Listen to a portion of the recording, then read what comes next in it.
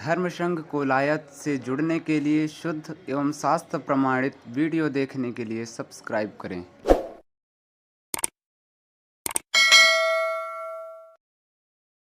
अथाष्टादशोऽध्यायः। अर्जुन उवाच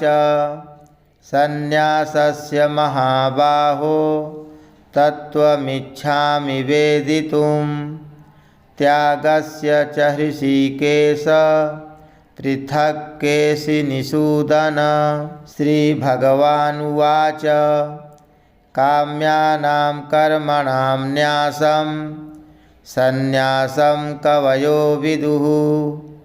सर्वकर्मफलत्यागं प्राहुस्त्यागं विचक्षणाः। त्याज्यं दोषवदित्येके कर्म प्राहुर्मनीषिणः यज्ञदानतपः कर्म न त्याज्यमिति चापरे। निश्चयं शृणु मे तत्र त्यागे भरतसत्तम। त्यागो हि पुरुषव्याघ्र त्रिविधः सम्प्रकीर्तितः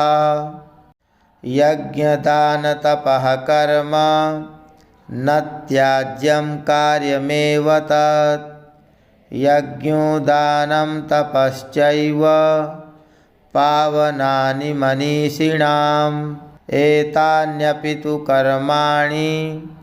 सङ्गं त्यक्त्वा फलानि च कर्तव्यानीति मे पार्थ निश्चितं मतमुत्तमम्। नियतस्य तु सन्न्यासः कर्मणो नोपपद्यते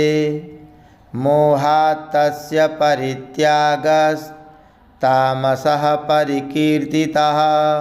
दुःखमित्येव यत्कर्म कायक्लेशभयात् त्यजेत् स कृत्वा राजसं त्यागं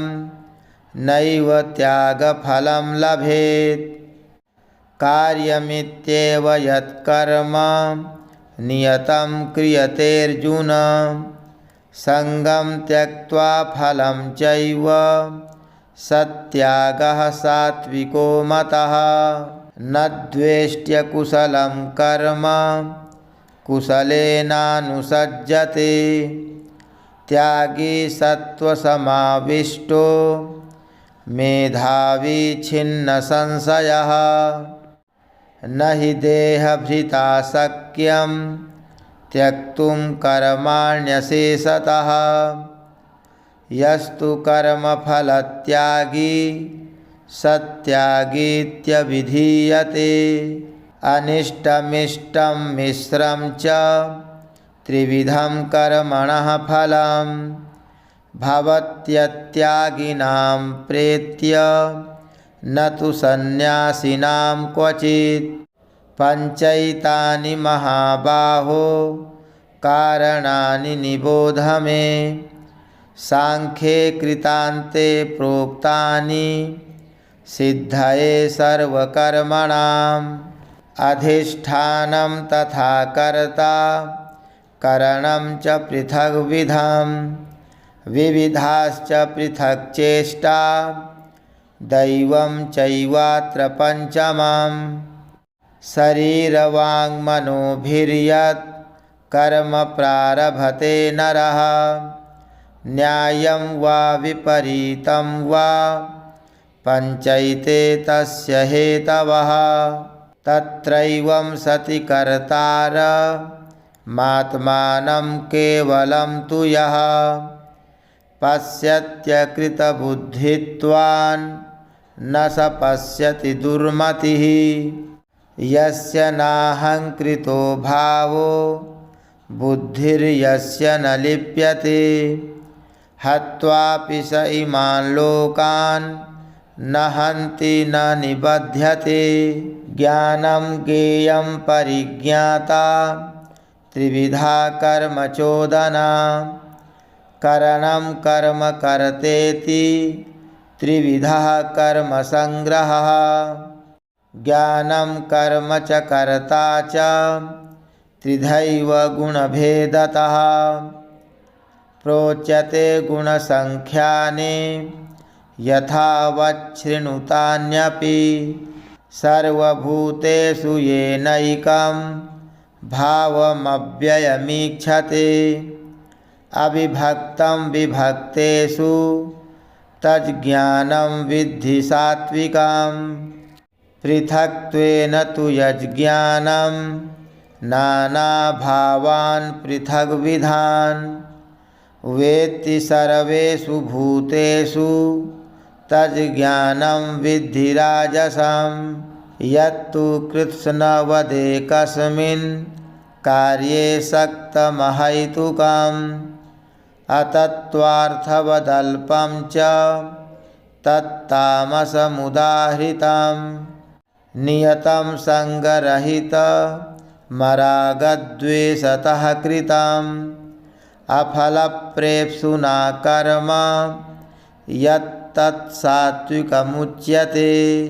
यत्तु कामेप्सुना कर्म साहंकारेण वा पुनः क्रियते बहुलायासं तद्राजसमुदाहृतम् अनुबन्धं क्षयं हिंसा मनवेक्ष च पौरुषं मोहादारभ्यते कर्म यत्तत्तामसमुच्यते मुक्तसङ्गो नहं वादी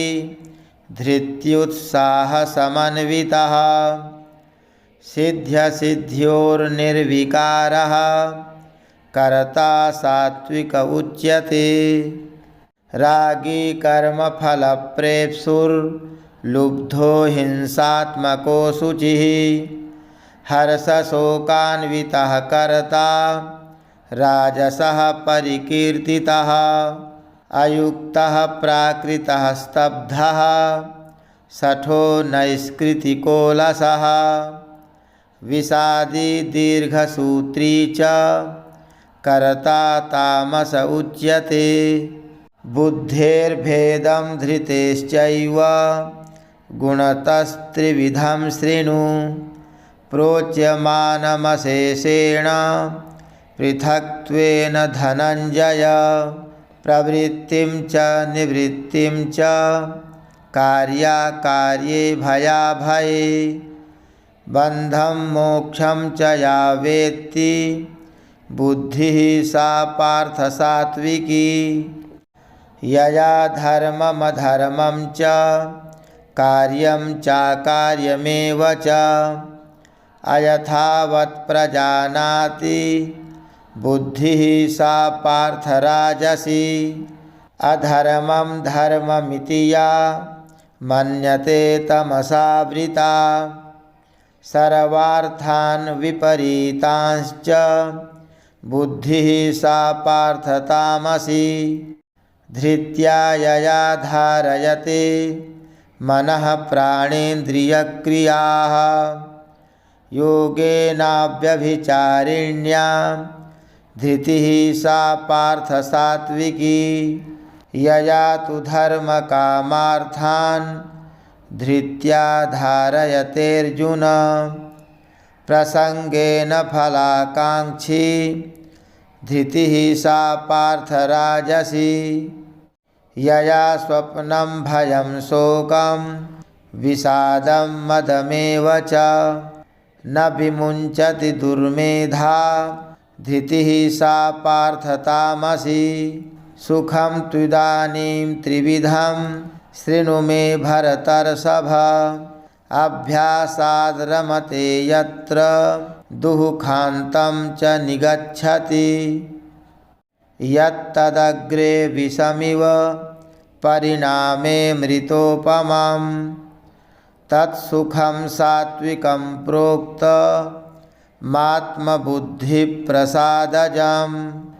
विषयेन्द्रियसंयोगात् यत्तदग्रे मृतोपमं परिणामे विषमिव तत्सुखं राजसं स्मृतं यदग्रे चानुबन्धे च सुखं मोहनमात्मनः निद्रालस्य प्रमादोत्थं तत्तामसमुदाहृतं न तदस्ति पृथिव्यां वा दिवि देवेषु वा पुनः सत्त्वं प्रकृतिजैर्मुक्तं यदेभिः स्यात् त्रिभिर्गुणैः ब्राह्मणक्षत्रियविषां शूद्राणां च परन्तप कर्माणि प्रविभक्तानि स्वभावप्रभवैर्गुणैः समोदमस्तपः शौचं क्षान्तिरार्जवमेव च ज्ञानं विज्ञानमास्तिक्यं ब्रह्मकर्मस्वभावजम् शौर्यं तेजो धृतिर्दाक्ष्यं युद्धे चाप्यपलायनं दानमीश्वरभावश्च क्षात्रं कर्म स्वभावजं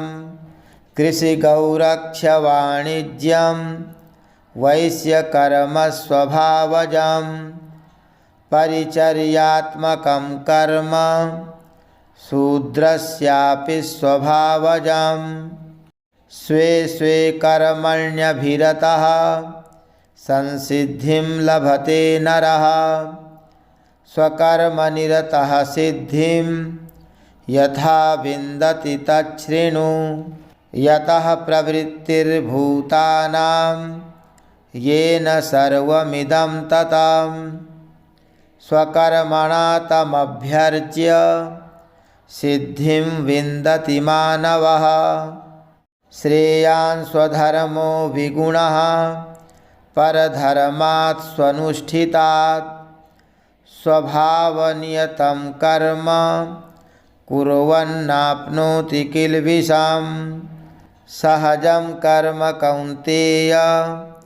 सदोषमपि न त्यजेत् सर्वारम्भा हि दोषेण धूमेनाग्निरिवावृताः असक्तबुद्धिः सर्वत्र जितात्मा विगतस्पृहः नैष्कर्म्यसिद्धिं परमां सन्न्यासेनाधिगच्छति सिद्धिं प्राप्तो यथा ब्रह्म तथाप्नोति निबोध मे समासेनैव कौन्तेय निष्ठा ज्ञानस्य या परा बुद्ध्या विशुद्धया युक्तो धृत्यात्मानं नियम्य च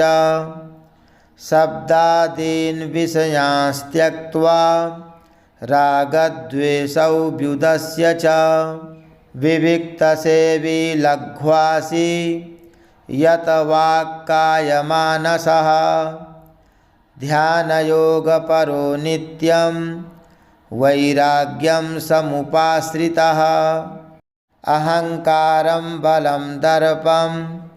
कामं क्रोधं परिग्रहं विमुच्य निर्ममः शान्तो ब्रह्मभूयाय कल्पते ब्रह्मभूतः प्रसन्नात्मा न शोचति न काङ्क्षति समः सर्वेषु भूतेषु मद्भक्तिं लभते परां भक्त्या मामभिजानाति यावान् यश्चास्मि तत्त्वतः ततो मां तत्त्वतो ज्ञात्वा विशते तदनन्तरं सर्वकर्माण्यपि सदा कुर्वाणो मद्व्यपाश्रयः मत्प्रसादादवाप्नोति शाश्वतं पदमव्ययम् चेतसा सर्वकर्माणि मयि सन्न्यस्य मत्परः बुद्धियोगमुपाश्रित्य मच्चित्तः सततं भव मच्चित्तः सर्वदुर्गाणि मत्प्रसादात् तरिष्यसि अथ चेत्त्वमहङ्कारान् न श्रोष्यसि विनङ्क्ष्यसि यदहङ्कारमाश्रित्य न योत्स्य इति मन्यसे मिथ्यैष व्यवसायस्ते प्रकृतिस्त्वां नियोक्ष्यति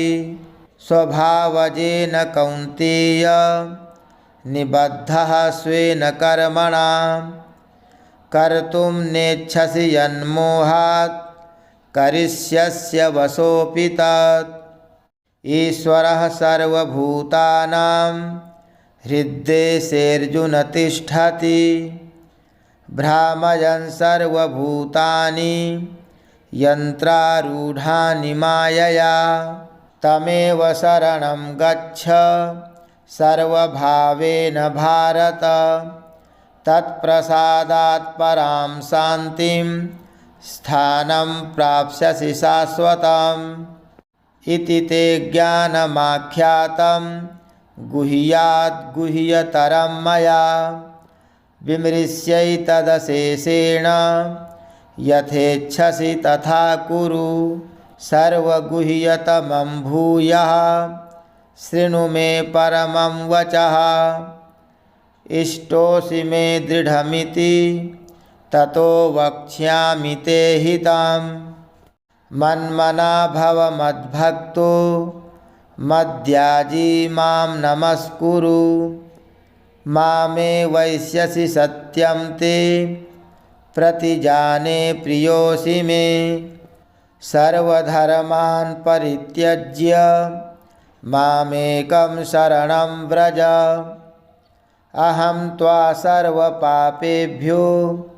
मोक्षयिष्यामि मा शुचः इदं ते न तपस्काय न भक्ताय कदाचन न चाशुश्रूषवे वाच्यं न च मां योऽभ्यसूयति य इमं परमं गुह्यं मद्भक्तेष्वभिधास्यति भक्तिं मयि परां कृत्वा मामे वैष्यत्यसंशयः न च तस्मान् मनुष्येषु कश्चिन्मे प्रियकृत्तमः भविता न च मे तस्मा धन्यः प्रियतरो भुवि अध्येष्यते च य इमं धर्म्यं संवादमावयोः ज्ञानयज्ञेन तेनाह मिष्टः स्यामिति मे मतिः श्रद्धावाननसूयश्च शृणुयादपि यो नरः सोऽपि मुक्तः शुभान् लोकान् प्राप्नुयात् पुण्यकर्मणां कच्चिदेतच्छ्रुतं पार्थ त्वयैकाग्रेण चेतसा कच्चिदज्ञानसम्मोहः प्रनष्टस्ते धनञ्जय अर्जुन उवाच नष्टो मोहः स्मृतिर्लब्धा त्वत्प्रसादान्मयाच्युत स्थितोऽस्मि गतसन्देहः करिष्ये वचनं तव संजय उवाच इत्यहं वासुदेवस्य पार्थस्य च महात्मनः संवादमिमम श्रौष मद्भुतं रोमहर्षणं व्यासप्रसादाच्छ्रुतवा नेतद्गुह्यमहं परं योगं योगेश्वरात् कृष्णात् साक्षात् कथयतः स्वयं राजन् संस्मृत्य संस्मृत्य संवादमिममद्भुतं केशवार्जुनयोः पुण्यं हृष्यामि च मुहुर्मुहुः तच्च संस्मृत्य संस्मृत्य रूपमत्यद्भुतं हरेः विस्मयो मे महान् राजन् हृष्यामि च पुनः पुनः यत्र योगेश्वरः कृष्णो यत्र पार्थो धनुर्धरः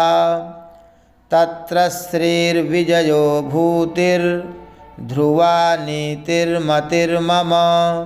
ओम तत्सदिति श्रीमद्भगवद्गीतासूपनिषत्सु ब्रह्मविद्यायां योगशास्त्रे श्रीकृष्णार्जुनसंवादे मोक्षसंन्यासयोगो नामाष्टादशोऽध्यायः। श्रीकृष्णार्पणमस्तु।